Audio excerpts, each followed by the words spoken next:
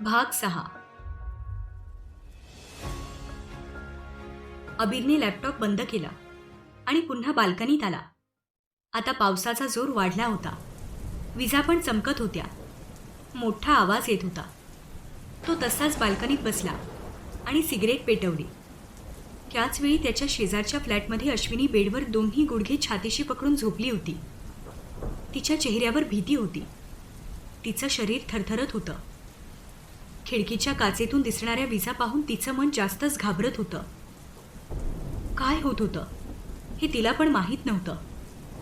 पण अशी काळोखी रात्र आणि मुसळधार पाऊस तिला आवडत नव्हता. प्रत्येक वेळी अशा रात्री तिच्या मनात एक प्रकारची हुरहुर आणि भीती दाटून यायची. आजही तिने कानावर हात ठेवला होता आणि डोळे घट्ट मिटून बाहेरची काळोखी रात्र आणि पाऊस विसरण्याचा प्रयत्न करत होती. इतर वेळी तिला लवकर यश मिळत नव्हतं, पण आज लवकर यश मिळालं. कदाचित अबीरने दिलेल्या गोळ्यांचा असर असेल, पण काहीच वेळात ती शांत झोपून गेली. दुसऱ्या दिवशी ती थोडी उशिराच उठली. ताप पूर्ण बरा झाला होता. थोडासा अशक्तपणा जाणवत होता. तिने शॉवर घेतला आणि किचनमध्ये गेली. तेवढ्यात बाहेरून कमलाबाईंचा आवाज आला. अगं, आज आमच्या दोघांचं जेवण बनवू नकोस. शेजारच्या शारदाने दुपारी तिच्या घरी बोलावलंय. कमलाबाई देव्हाऱ्यासमोर बसत म्हटल्या. नाही म्हणायला अश्विनीला मनातच आनंद झाला. म्हणजे आज काम नाही. किती बरं वाटलं मनाला. मग तिने दिलीपरावांना चहा आणि बिस्किट दिलं आणि स्वतः पण खाल्लं. आज आपणही बाहेरच खाऊ असा तिने विचार केला आणि मग सावकाश आवरून ती बाहेर पडली. ऑफिसमध्ये आल्यावर आज सगळे तिच्याकडे थोडे विचित्रपणे बघत होते, पण तिने इग्नॉर केलं आणि तिच्या डेस्कवर जाऊन बसली. थोड्याच वेळात विनयने बोलावलंय म्हणून मेसेज आला. अश्विनी, ये ना, बस. तो तिला चेअरकडे इशारा करत म्हटला. अश्विनी चेअरवर येऊन बसली. कशी आहेस? काल ताप होता ना? I am fine. ताप कालच उतरला. अश्विनीने हसत उत्तर दिलं. गुड. मग आज काही स्पेशल आहे का? म्हणजे बर्थडे वगैरे? विनयने तिच्याकडे निरखून बघत विचारलं. अश्विनीला विचित्र वाटलं. नाही, तुम्ही असं का विचारताय? ते असंच. बर, तुमचे प्रोजेक्ट कुठवर आलेत? सर, मिस्टर पाटलांचा ऑलमोस्ट कम्प्लीट झालाय. डॉक्टरांचा अजून त्यांना डिझाईन्स दाखवले नाहीये. अश्विनी, आज दुपारी एक आणखी माझ्या ओळखीचे क्लायंट इथे लंचसाठी येणार आहेत. तू माझ्यासोबत चल. हो चालेल. जायच्या आधी मला फक्त सांगा. हो, सांगतो. मी जाऊ? ओके, विनय म्हटला. खरं तर तिला तिथेच बसवून घ्यायची त्याची इच्छा होती, पण सध्या तरी त्याचा नाईलाज होता. अश्विनी उठली आणि बाहेर आली. बाहेर नीता जस्ट आली होती आणि तिने अश्विनीला केबिनमधून बाहेर पडताना पाहिलं. तिच्या चेहऱ्यावर आश्चर्याचे भाव उमटले. हे आशू, तू किती गोड दिसतीयस. नीता तिच्याकडे पळत येत थोडी मोठ्याने म्हटली. तसं अश्विनीने तिला ओठांवर बोट ठेवून हळू बोल असा इशारा केला. हे आशू, आज काय? तू खूपच छान दिसतीयस. अगं काही नाही, आज लवकर उठले होते, पण घरात काही काम नव्हतं. आई बाबा शेजारी जेवायला जाणार होते, मग आज स्वतःसाठी थोडा वेळ घेतला. अश्विनी हसत म्हटली. ओहो, तू रोज अशीच येत जा गं. खूप छान वाटतं. नीता, ते सगळं जाऊ दे. त्या डॉक्टरला आज तू फोन कर. मी कंटाळले त्याला फोन करून. अश्विनी निराश होत म्हटली. बोलेल का गं तो माझ्याशी? नीता विचार करत म्हटली. बघ, फोन तरी कर आधी. अश्विनी चेअरवर बसत म्हटली. करते आत्ताच, नीता म्हटली आणि लगेच तिने फोनवर अबीरचा नंबर डायल केला. Come on handsome, pick up the phone. Nita टेबलवर हळूहळू हात आपटत म्हटली. यावेळी तिच्या डोळ्यात जबरदस्त एक्साइटमेंट दिसत होती. तिची ती ॲक्शन बघून अश्विनीला हसू येत होतं. ती कम्प्युटरमधून हळूच तिला बघत होती. थोड्या वेळाने नीताचा चेहरा पडला आणि तिने फोन थोडा रागानेच फेकला. डॅम इट, नाही उचलला. आय डोंट लाईक हिम, नीता रागात म्हटली. अश्विनी हसली. तेवढ्यात तिचा फोन वाजला. तिने पाहिलं. मेसेज होता अबीरचा. तिने नीताला मेसेज दाखवला. Come at Shri restaurant at 2 PM. साला आत्ता फोन उचलत नव्हता आणि आत्ता लगेच मेसेज केला. नीता दातोट खात म्हटली. ठीक आहे, जाऊन दाखव त्याला डिझाईन्स. नीता म्हटली. अगं, मला आज दुपारी दुसऱ्या क्लायंटला भेटायला विनय सरांसोबत जायचंय. डॉक्टरला डिझाईन्स तूच दाखव ना. मी तुला सांगितलंय ना सगळं, तसंच सांग त्यांना. आणि जे काही चेंजेस असतील ते नोट करून घे. अश्विनी म्हटली. ओके, नीता म्हटली. यावेळी ती गालातच हसत होती. दुपारी नीता अबीरने सांगितलेल्या श्री रेस्टॉरंटमध्ये गेली. तिथे तिने इकडे तिकडे पाहिलं तर एका टेबलवर अबीर आणि राज बसलेले दिसले. शिट, हा CID वाला कशाला आलाय? थोडी नाराजीनेच ती त्याच्या समोरच्या चेअरवर जाऊन बसली. अबीर आणि राज दोघांनी तिच्याकडे थोडं आश्चर्याने पाहिलं. हाय डॉक्टर पटेल. नीताने हात पुढे केला. Why are you here? तिचा हात तसाच हवेत होता आणि अबीरचा प्रश्न आला. नीता गोंधळली. डॉक्टर, ते डिझाईनसाठी तुम्ही आशूला मेसेज केला होतात ना? ॲक्च्युली तिला दुसऱ्या क्लायंटला भेटायचं होतं म्हणून मी आले. नीता अडखळत म्हटली. शो. अबीर निर्विकारपणे म्हटला.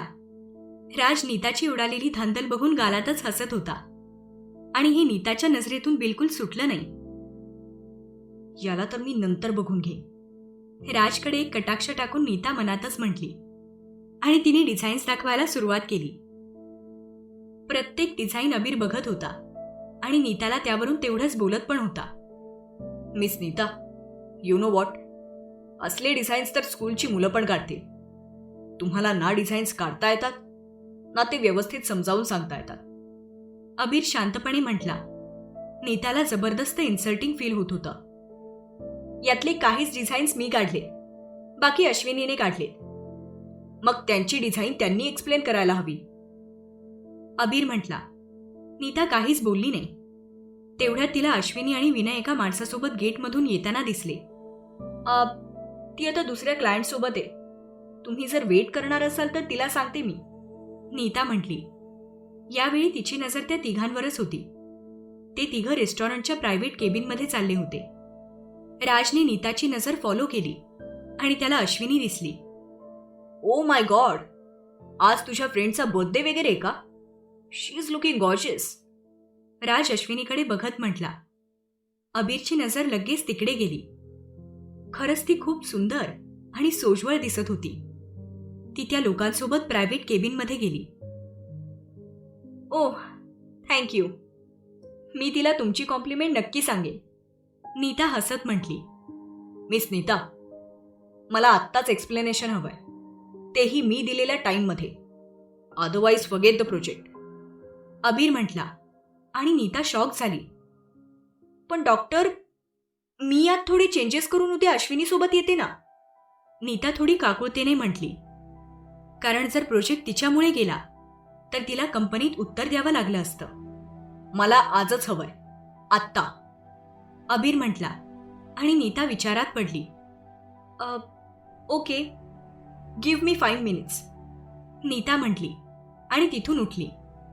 ती अश्विनी होती त्या प्रायव्हेट केबिनमध्ये आली. तिला पाहून सगळ्यांना आश्चर्य वाटलं. सर, मला अश्विनीशी थोडं बोलायचं होतं. नीता विनयला म्हटली. ओके. विनय म्हटला. तशा अश्विनी आणि नीता बाहेर आल्या. बाहेर येताच नीताने अश्विनीचा हात पकडला. आशू, मला वाचव ना. अगं, तो डॉक्टर फक्त ॲरोगंटच नाही, खूप खडूस पण आहे. मला सळो की पळो करून सोडलंय. खूप बोलला ग मला. एका डिझाईनमध्ये चुका काढून माझी पुरती वाट लावलीये त्याने. नीता फ्रस्ट्रेशनमध्ये बोलत होती. अश्विनीला आश्चर्य वाटलं, कारण डिझाईन्स खूपच छान होते. Okay Nita, cool down. त्यांना सांग की उद्या आम्ही पुन्हा डिझाईन्स दाखवू, जसे तुम्हाला हवेत तसे. फक्त चेंज सांगा. अश्विनी तिला शांत करत म्हटली. अगं नाही ना, तो ऐकतच नाहीये. तो म्हणतोय की आत्ताच व्यवस्थित एक्सप्लेन करून सांगा, नाहीतर प्रोजेक्ट विसरा. नीता म्हटली. आणि अश्विनी चिंतेत पडली. ओके, मी सरांशी बोलते आणि येते. तू इथेच थांब, अश्विनी म्हटली आणि आतमध्ये गेली. थोड्याच वेळात ती पर्स घेऊन बाहेर आली आणि मग दोघी अबीर होता तिथे आल्या. तिथे आल्यावर त्या दोघींनी एकमेकींकडे पाहिलं. डॉक्टर अबीर, डिझाईनमध्ये काय प्रॉब्लेम आहे? अश्विनीने उभ्या उभ्याच विचारलं. अबीरनी तिच्याकडे पाहिलं. ती त्याच्या चेअरच्या जवळ उभी होती. थोडी थकल्यासारखी वाटत होती. आज चक्क मेकअपमध्ये होती. काजळ घातलेले तिचे काळेभोर डोळे जबरदस्त सुंदर दिसत होते आणि तिच्या साडीचा कलर तिच्यावर थोडा जास्तच अट्रॅक्टिव्ह वाटत होता. आणि तिचे ओठ. त्याने लगेच त्याच्या फिलिंग स्ट्रॉंग होण्यापूर्वीच तिच्यावरची नजर हटवली आणि राजकडे बघितलं. Can you order something? अबीर म्हटला आणि अश्विनी आणि नीताने थोडं आश्चर्याने एकमेकींकडे पाहिलं. राज पण थोडा गोंधळला. लंच करताना डिस्कस करूया, अबीर म्हटला. मग दोघी चेअरवर बसल्या. राजने वेटरला बोलावलं. तुम्हा दोघींना काय हवंय? राज म्हटला. मला काही नको, तुम्ही खा, अश्विनी म्हटली. मग नीताने पण मानेनेच नकार दिला. I don't like to eat while others are watching. Order something fast, Abir निर्विकारपणे म्हटला. आणि मग या दोघींना पर्यायच उरला नाही. त्यांनी पण ऑर्डर केलं. अश्विनी खात असताना सगळ्या डिझाईन हळूहळू डिस्कस करत होती आणि त्याला चेंजेस विचारत होती. पण त्याचं लक्ष सगळं खाण्यातच होतं असं वाटत होतं. अश्विनीने थोडं वैतागून नीताकडे पाहिलं. नीताने पण नकारात्मक मान हलवली. दोघींना पण वाटत होतं उगीच हा प्रोजेक्ट घेऊन बसलो. खाऊन झाल्यावर मग अश्विनीने पुन्हा डिझाईन घेतलं आणि एक्सप्लेन करू लागली. तेवढ्यात अबीरचा फोन वाजला. त्याने फोन रिसीव्ह केला. पलीकडून काहीतरी बोलणं झालं. याने फक्त ओके म्हणून फोन कट केला. आम्हाला आता इमर्जन्सी आहे, तुम्हाला संध्याकाळी डिझाईन्स दाखव, अबीर म्हटला आणि बिलिंग काउंटरला गेला. पण अश्विनी आणि नीता हतबल होऊन तशाच तिथून उठल्या आणि बाहेर पडल्या. गेटमधून बाहेर येताच नीताचा आत्तापर्यंतचा राग बाहेर पडला. हे सगळे डॉक्टरना खडूस असतात, मूर्ख कुठले. काय बोललीस? पुन्हा बोल, मागून आवाज आला आणि नीताने शॉकमध्ये पाहिलं. मागे राज उभा होता. अबीर अजूनही बिलिंग काउंटरवरच होता. चल गा आशू, फालतू लोकांशी बोलू नये असं आई म्हणते, नीता तोंड वाकडं करून म्हटली आणि अश्विनीचा हात पकडून चालू लागली. ए मिस गुमशुदा, तुला तुझं काम करता येत नाही. लहान मुलं सुद्धा असले फालतू डिझाईन्स काढत नसतील जेवढे फालतू तुझे डिझाईन्स होते. बघितलं ना मगाशी डॉक्टर अबीर काय म्हटले ते? राज रागाने म्हटला. खरं तर तो अश्विनीला तिची तब्येत कशी आहे हे विचारायला मागे आला होता. पण नीताचं वाक्य ऐकून त्याला राग आला. Shut up. ज्यांना डिझाईन्समधलं काहीही कळत नाही ना, अशा लोकांचा प्रोजेक्ट आमच्याकडे आलाय. हे आमचंच दुर्दैव, नीता म्हटली. काय म्हटली? डिझाईन कळत नाही? अगं तुला आर्किटेक्ट बनवलं कोणी? तुला तर कोणी झाडू मारायला पण ठेवणार नाही, राज पण रागात म्हटला. यू, नीताने रागाने एक बोट वर करून त्याच्याकडे पाहिलं. What you? तुला बोट दाखवण्याव्यतिरिक्त आणखी काही येत नाही का? राज मिश्किलपणे म्हटला. नीताने हाताच्या मुठी वळल्या आणि दातोट खाऊन त्याच्याकडे बघू लागली. पण तेवढ्यात अश्विनीने तिचा हात लगेच दाबला, कारण अबीर समोरून येत होता. Good bye doctor Raj, nice to meet you, Ashwini लगेच म्हटली आणि नीताला थोडं ओढतच तिथून घेऊन गेली. राजला काहीतरी बोलायचं होतं, पण तोपर्यंत दोघी निघून गेल्या होत्या. अबीर आत्ताच बाहेरून हॉस्पिटलमध्ये आला होता. तो त्याच्या वॉर्डमध्ये गेला तर त्याला लहान मुलाचा आवाज येत होता. तो थोडा पुढे गेला तर तिथे तोच मुलगा होता आणि तिथल्या म्हाताऱ्या माणसांना चेक करत होता. अबीर तिथूनच त्याला बघायला लागला. आजोबा, श्वास आत घ्या, तो मुलगा एका आजोबांच्या छातीवर स्टेथोस्कोप ठेवत म्हटला. ते आजोबा हसले आणि त्यांनी श्वास आत घेतला. गुड आजोबा, तुम्ही ठणठणीत आहात. इथे कशाला आलात? अजून खूप वर्ष तुम्ही जगाल, तो मुलगा त्याच्या बालिश आवाजात म्हटला आणि ते आजोबा खो खो हसू लागले. त्यांच्यासोबत वॉर्डचे बाकी पेशंट्स पण हसू लागले. मग तो मुलगा दुसऱ्या माणसाकडे गेला. अंकल, तुम्हाला काय झालंय? त्याने विचारलं. त्या माणसाने त्या मुलाचे केस हाताने हलवले आणि हसला. बोला ना, मी सगळ्यांना चेक करून औषध देणार आहे. तो मुलगा म्हटला. तो माणूस हलकेच हसला. बाळा, देव करो आणि तुझ्या सगळ्या इच्छा पूर्ण हो. कालपासून या दुःखी वॉर्डमध्ये आनंद आहे, हास्याचे रंग आहेत, आणि ते फक्त तुझ्यामुळे. तुला देव खुश ठेव. तो माणूस त्याच्या डोक्यावर हात ठेवत म्हटला. अबीरच्या ओठांवर हलके स्माईल पसरलं. तेवढ्यात त्या मुलाचं लक्ष अबीरकडे गेलं आणि त्याने बेडवरून टुणकन उडी मारली. पप्पा! तो जोरात ओरडला आणि पळत जाऊन अबीरच्या कमरेला मिठी मारली. त्याची हाईट तिथपर्यंतच पोहोचत होती. अबीर थोडा शॉक झाला, पण त्याच्यापेक्षा जास्त त्याचे सगळे पेशंट शॉक झाले. डॉक्टर साहेबांचा मुलगा आहे, तरीच आत्तापासून चेक करतोय, आजोबा म्हटले आणि पुन्हा खो खो हसू लागले. चल. अबीरने त्याच्या मिठीतून स्वतःला सोडवलं आणि त्याला म्हटला. आहा, नाही, मला उचलून घ्या. तो मुलगा म्हटला. अबीरने त्याच्याकडे थोडं रागाने बघितलं. तशी त्याने खाली मान घातली, पण दुसऱ्याच क्षणी अबीरने त्याला उचलून घेतलं. आता त्याच्या चेहऱ्यावर खूप मोठी स्माईल आली. चॅम्प, मला वाटतं तू 4 ते 5 वर्षांचा असशील, राईट? अबीर केबिनकडे जात त्याच्याशी बोलत होता. येस, मी 5 वर्षांचा आहे. मग तू स्वतः चालू शकतोस, मला उचलायला का लावतोयस? कारण आतापर्यंत तुम्ही मला उचललं नाही ना, म्हणून. तो मुलगा तक्रार करत म्हटला.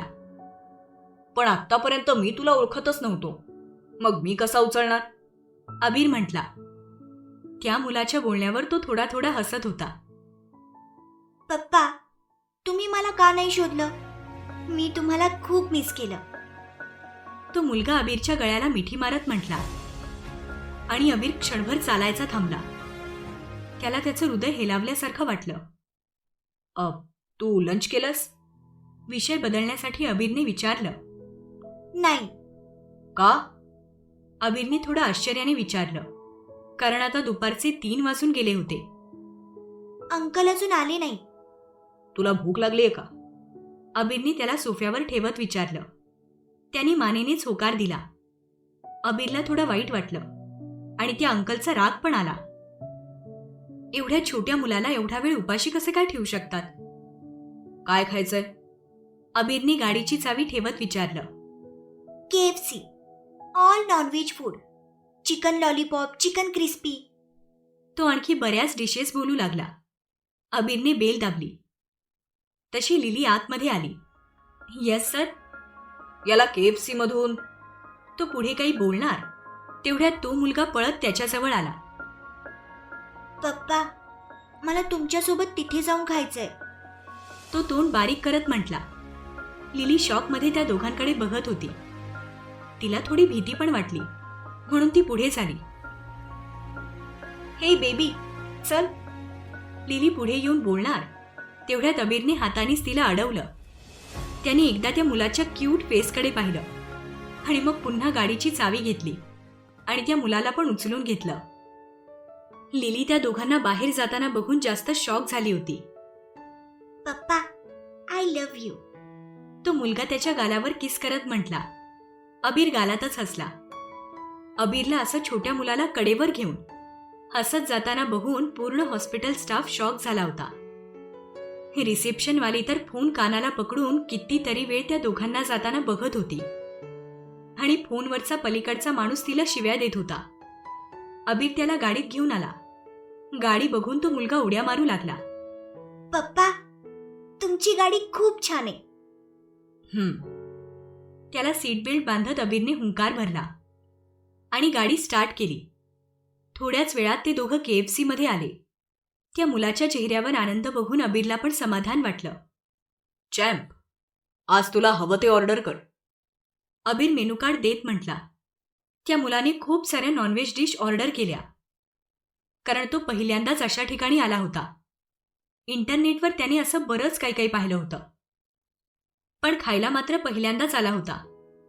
त्यामुळे तो इकडे तिकडे बघत बसला अबीरने स्वतःसाठी कोल्ड्रिंक ऑर्डर केलं. पप्पा, तुम्ही खूप हँडसम आहात. इथल्या सगळ्या आंटी तुम्हालाच बघतायत. तो मुलगा अबीरच्या मागे पुढे बघत म्हटला. अबीरने त्या छोट्याशा डोक्यावरचे केस हाताने हलवले आणि गालातच हसला. पण पप्पा, तुम्ही माझ्या मम्माशिवाय कोणाशीच लग्न करायचं नाही. तो मुलगा पॉझिटिव्ह टोनमध्ये म्हटला.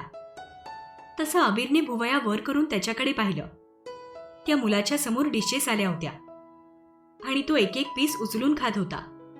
त्याने त्याचं तोंड पण काही ठिकाणी भरवलं होतं. हु इज युअर मॉम? अबीरने निर्विकारपणे विचारलं. व्हॉट? तुम्हाला माझी मॉम माहित नाही? त्या मुलाने थोडं आश्चर्याने विचारलं. No, how should I know? मग मला कशी माहित होणार? मला वाटलं की तुम्हीच सांगाल मला माझ्या मॉम विषयी. आता त्या मुलाच्या चेहऱ्यावर टेन्शन दिसायला लागलं. अबीरला त्याची जाम मज्जा यायला लागली. हा मुलगा जबरदस्त एंटरटेनिंग आहे. पप्पा, माझी मम्मा कुठे आहे? प्लीज सांगा ना. I miss her so much. तो मुलगा चिकन लॉलीपॉप त्याच्या छोट्या छोट्या हाताने तोडत म्हटला. त्याचे ओठ आणि ओठाच्या बाजूला सगळीकडे ग्रेव्ही लागली होती. अबीरने एक टिश्यू घेतला आणि त्याचं तोंड हलके साफ केलं. जॅम, मला तुझं नाव पण माहित नाही, मग तुझी मम्मा कशी माहित असेल? तुमची किती अफेअर होती 5 वर्षांपूर्वी? त्या मुलाने विचार करत प्रश्न केला आणि अबीर शॉक झाला. जॅम, तुला असं का वाटतं की मी तुझा पप्पा आहे? कारण आपले डोळे सेम आहेत, आपलं नाक आणि ओठ पण सेम आहे. तो मुलगा म्हटला आणि अबीर यावेळी जास्त शॉक झाला.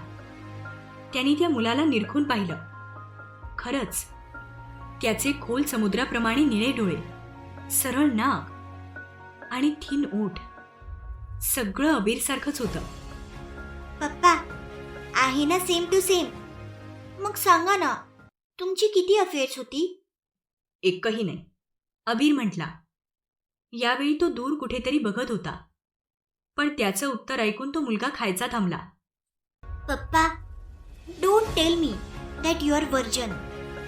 तो मुलगा म्हटला आणि यावेळी अबीरने तोंडातलं ड्रिंक बाहेर फेकलं. थोड्या शॉकमध्येच त्याने त्याच्याकडे पाहिलं. Is he really 5 years old child? स्वतःलाच प्रश्न विचारत त्याने लगेच इकडे तिकडे बघितलं. थँक गॉड, आपल्या आजूबाजूला जास्त लोक नाहीये, त्याने मनातच विचार केला. पण जेवढे लोक होते ते टक लावून त्या दोघांकडे बघत होते. अबीरने थोडा रागानेच त्या लोकांकडे कटाक्ष टाकला. त्याची ती नजर आणि एका नजरेत भरणारी त्याची आभा बघून लोकांनी लगेच त्यांची नजर फिरवली. काही मुली मात्र एकदम सिडक्टिव्ह स्माईल देत त्याच्याकडे बघत होत्या, पण त्याला त्यात इंटरेस्ट नव्हता. सध्या तरी समोरचा छोटा मुलगा त्याला नको ते प्रश्न विचारत होता. त्या प्रश्नांचा त्याला थोडा रागच आला. जॅम, तू किती वर्षांचा आहेस आणि हे कसले कसले प्रश्न विचारतोयस? हे शिकवतात का स्कूलमध्ये? अबीरने थोड्या रागात विचारलं. नो पप्पा, हे सगळं स्कूलमध्ये नाही, इंटरनेटवर समजतं, काही काही मूव्हीजमधून पण. तो मुलगा खात खात म्हटला. अबीरने डोक्याला हात लावला. जॅम, ईट फास्ट, मला सर्जरी आहे. अबीर डोळे मोठे करत म्हटला. तसा तो मुलगा न बोलता खाऊ लागला. KFC मधले जवळजवळ सगळे दोघांकडे चोरून चोरून बघत होते. अबीरला मुलींचं बघणं नवीन नव्हतं, पण आज सगळीच माणसं त्या दोघांकडे बघत होती. थोड्याच वेळात त्याचं खाऊन झालं आणि मग दोघंही एकमेकांचा हात पकडून तिथून बाहेर पडले. रात्री अश्विनी जेवण बनवत होती तेव्हा आज तिची सासू 2 ते 3 दिवसांनंतर बडबड करत होती, नाहीतर मागचे 3 दिवस शांत पडून होती. अश्विनी एका कानाने ऐकून दुसऱ्याने सोडून देत होती. काय ग, ऐकतीयस ना? कमलाबाईंचा आवाज आला. हो आई, ऐकतीये. अश्विनी बटाटा चिरता चिरता म्हटली. अगं, आज दुपारी आम्ही दोघं शेजारी गेलो होतो जेवायला. तिथे काय छान जेवण होतं. अगं, किती दिवसांनंतर एवढं चांगलं खाल्लं. कुठल्या तरी चांगल्या हॉटेलमधून मागवल्यासारखं जेवण लागत होतं बरं का. पनीरची भाजी तर खूपच छान होती. तू बनवतेस ना, त्याच्यापेक्षाही चांगली लागत होती. आणि अगं, आईस्क्रीम पण दिलं की जेवण झाल्यावर. आजची आमची दुपार एकदम मस्त गेली बघ. तू काय खाल्लंस आज? नाही म्हणजे सकाळी तू काहीच बनवलं नाहीस ना, म्हणून आपलं विचारतीये.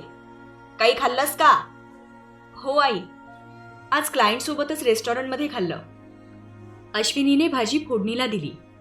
अच्छा, कुणाला भेटायचं होतं म्हणून एवढी नटून गेली होतीस होय?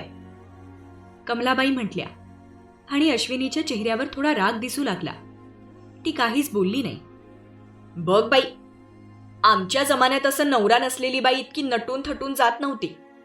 समाजातले लोक असंच मानतात की अशा नटून थटून ज्या विधवा बायका जातात ना, त्यांना बाहेर जाऊन मज्जा करायची असते दुसऱ्या माणसांबरोबर. कमलाबाई आणखी काही बोलणार तेवढ्यात दिलीपरावांचा आवाज आला.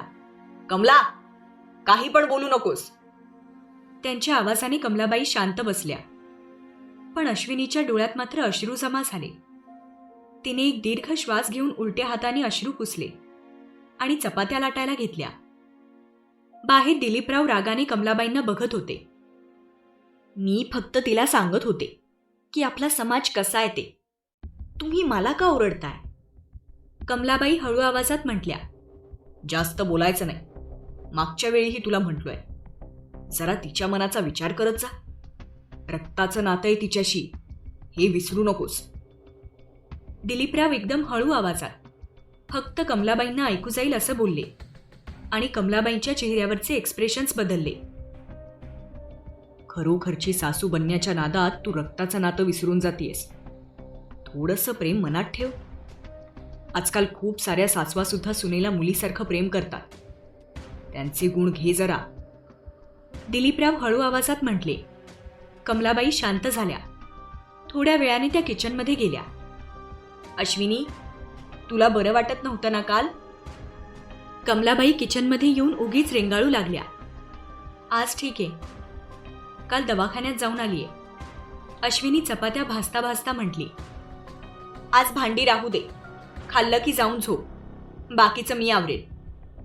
कमलाबाई जेवणाचं साहित्य बाहेर डायनिंग टेबलवर घेऊन जात म्हटल्या. अश्विनीला थोडं आश्चर्य वाटलं. रात्री डिनर झाल्यावर खरंच आज कमलाबाईंनी किचन आवरलं. मग अश्विनीने पण त्यांना मदत केली. आवरून ती तिच्या रूममध्ये आली. ती घरी एकदा फोन करून आरोहीसोबत बोलली. मग तिला थोडं बरं वाटलं. झोपायला अजून वेळ होता, म्हणून तिने फेसबुक ओपन केलं आणि आरतीची आठवण झाली. तिने लगेच मेसेज केला. आरतीचा एक मेसेज आधीच आला होता. कयामत टूट पड़ती है जरा होठ हिलने पर, जाने क्या हश्र होगा जब आप खुलकर मुस्कुराएंगे. शायरी बघून अश्विनीला थोडं आश्चर्य वाटलं, पण चुकून आली असेल असा विचार करून तिने मेसेज केला. हाय आरती, तू आहेस का? अश्विनीने वाट पाहिली, पण रिप्लाय काही आला नाही. मग तिने थोडा टाइमपास केला आणि फोन ठेवून दिला. पण आज तिला झोपच लागत नव्हती. तिला सारखं कमलाबाईंचं बोलणं आठवत होतं. खरंच तिने असं नटणं आता चांगलं नव्हतं का? पण कधीतरी तिला पण नटायची इच्छा होत होती. आज पण झाली होती आणि म्हणूनच ती नटली होती. कसं होणार आहे आपलं? आपण कायम असे एकटेच राहणार आहोत का? आरोही आपल्यासोबत आली तर कदाचित आपल्याला असे एकटे पण नाही जाणवणार. बस लवकरात लवकर तिची ही टर्म संपावी. कसंही करून मी तिला घेऊन येईनच. विचार करतच तिने डोळे मिटले. तेवढ्यात तिचा फोन वाजला. आरतीचा मेसेज असेल असा तिने विचार केला आणि तिच्याही नकळत तिला आनंद झाला. तिने लगेच फोन घेतला आणि बघितलं. आरतीचाच मेसेज होता. सॉरी डिअर, थोडी बिझी होते, बोल आता. इट्स ओके, आज तुझ्याशी बोलायची इच्छा झाली होती म्हणून मेसेज केला. आता थोडी रात्र झालीये, तुला झोपायचं असेल तर झोप. तुला झोप आलीये का? नाही, आज झोपच येत नाहीये. सेम हिअर, मला पण आज झोप नाही येते. बोल ना.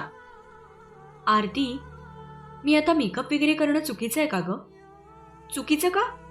You are a woman and every women have a right to look beautiful, to live beautiful in any situation. Aarti म्हटली.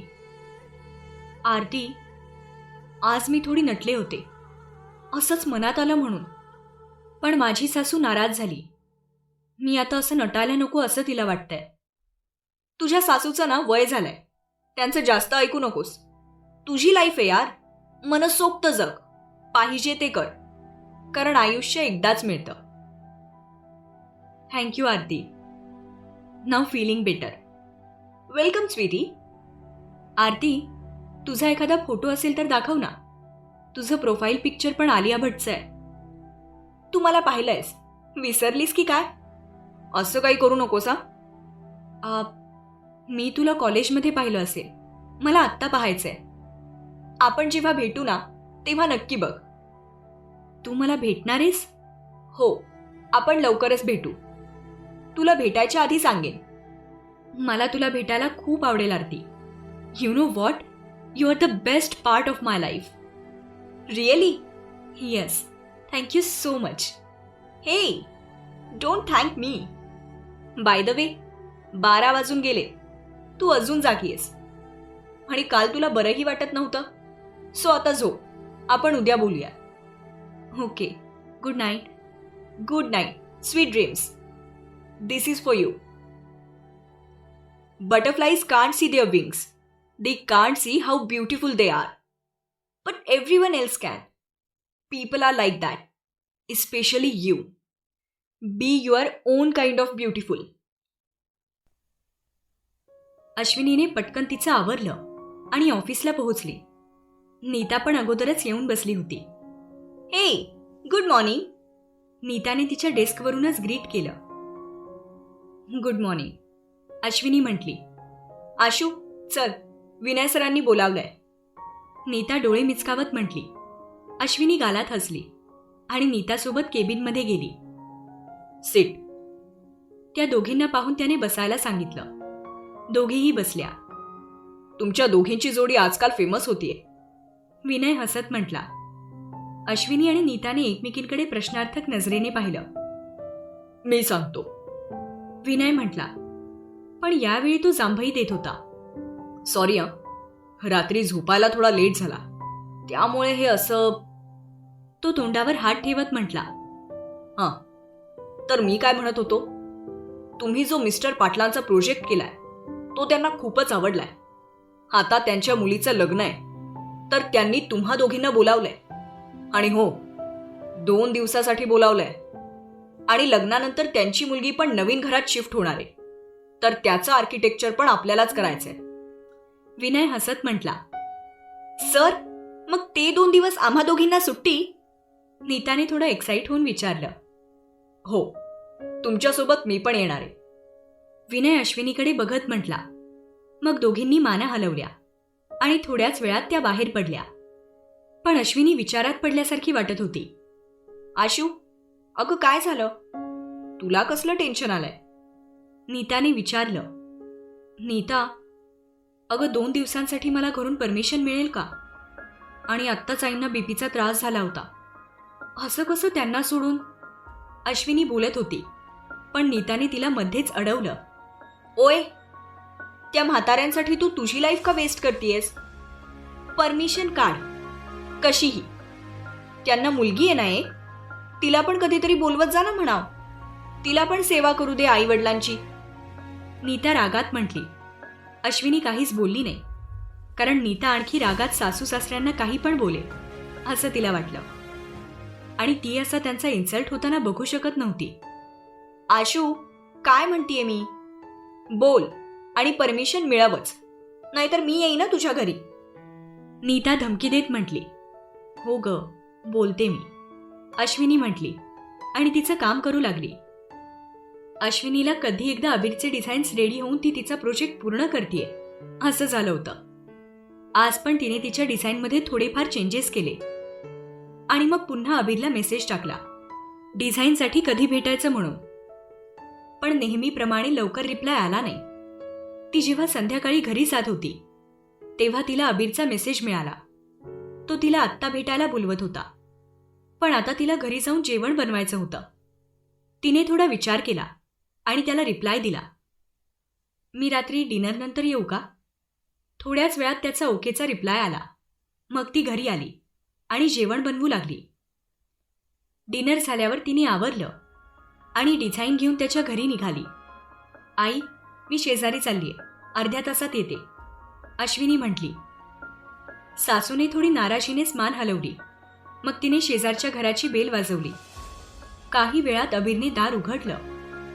त्याने साधेच पण ब्रँडेड कपडे घातले होते. कमी. काकू कुठे आहेत? तिने आतमध्ये येत विचारलं. मावशी आणि काका मूव्ही बघायला गेलेत, तो सोफ्यावर बसत म्हटला. आणि ते ऐकून अश्विनी स्तब्ध झाली. काय झालं? सीट. तो सोफ्याकडे बोट दाखवत म्हटला. ती तशीच येऊन सोफ्यावर बसली. काकू नाहीत आणि रात्रीच्या 10 वाजता एका माणसासोबत आपण एकटे त्याच्याच घरात आहोत. ही भावना तिच्या शरीरावर काटा देऊन गेली. आणि जर हे बाहेर कुणाला कळलं तर लोक काय म्हणतील, हा विचार करून ती जास्तच पॅनिक झाली. शो मी युअर डिझाईन्स, तो नॉर्मली म्हटला. तशी ती भानावर आली. तिने पटकन डिझाईन दाखवायला सुरुवात केली. एक्सप्लेन करताना ती काय बोलत होती हे पण तिला कळत नव्हतं. अबीर तिचं लक्षपूर्वक ऐकत होता आणि तिच्याकडे बघतही होता, पण त्याच्या कुठल्याच रिॲक्शनकडे तिचं लक्ष नव्हतं. कधी एकदा हे सगळं सांगून आपण इथून निघून जातोय एवढंच तिच्या मनात होतं. Are you uncomfortable? अचानक त्याने विचारलं. तशी ती थोडी थांबली. असं काही नाही, ती शब्दांची जुळवाजुळव करू लागली. तो नजर रोखून तिच्याकडे बघत होता. What do you think? I do something to you, like rape and all? Abir म्हटला आणि ती जास्तच घाबरली. भेदरलेल्या नजरेने त्याच्याकडे बघू लागली. एसीमध्ये सुद्धा तिला घाम फुटला आणि तिला तिच्या शरीरात थरकाप जाणवू लागला. पण तो आपल्याला पाहून गालात हसतोय असं तिला उगाच वाटून गेलं. Relax, I am a doctor. Wait, मी तुझ्यासाठी कोल्ड्रिंक आणतो. यू विल फील बेटर, अबीर म्हटला आणि किचनमध्ये गेला. इकडे अश्विनीने घाम पुसून नॉर्मल होण्याचा प्रयत्न केला. उगीच घरी आलो, त्याने संध्याकाळी बोलावलं तेव्हाच भेटायला हवं होतं असं तिला वाटून गेलं. तेवढ्यात अबीर कोल्ड्रिंक घेऊन आला आणि एका काचेच्या ग्लासमध्ये ते ओतून तिला दिलं. तिने जास्त विचार केला नाही, तसंच पिऊन टाकलं. तो अजूनही तिच्याकडे बघत होता. पिऊन झाल्यावर तिला थोडं बरं वाटलं. तुला असं नाही वाटलं का की मी कोल्ड्रिंकमध्ये काहीतरी टाकलं असेल? आत्ता थोड्या वेळापूर्वी तू घाबरत होतीस आणि आता लगेच मी दिलेलं कोल्ड्रिंक पिऊन पण टाकलंस, अचानक अबीर म्हटला. आणि ती शॉक झाली.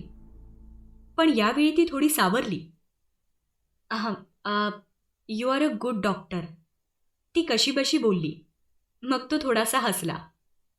डिझाईन्स इथेच ठेवून जा, मी बघतो आणि जे काही चेंजेस असतील ते मी परवापर्यंत सांगतो. यू कॅन गो नाव. अबीर तिचे डिझाईन्स फोल्ड करत म्हटला. ओके.